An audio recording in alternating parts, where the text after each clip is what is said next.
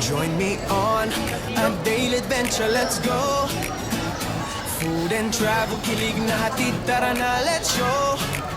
Lutong pagkain, mga lugar na kakaiba. In every vlog may bago kang matutunan, sabay-sabay. Noel Vlogs, tara na't sumama. Ang laki nito yung lupin tuna. Tay, magkano yung gano'n? Magkano yung kalaki tuna yung binuhat ko kanina? 7,000 ang halaga nun. Ilang kilos mo yan? 22 something. So mga 7,000 yon. By 300 yun. Eh, di ko naman kailangan ganun kalaki. Dito muna tayo sa anak. Sa anak muna. Magkano po dito? 50. 250 ang kilo. Yung lupin tuna. Ate, ano pong pangalan nyo? Lisa Moon. Invite nyo sila na pumunta dito pag nasa Sambales sila. Punta po kayo dito sa aming public market, Santa Cruz, Zambales. Mamili po kayo ng isda namin. Fresh po ang isda dito at mura lang.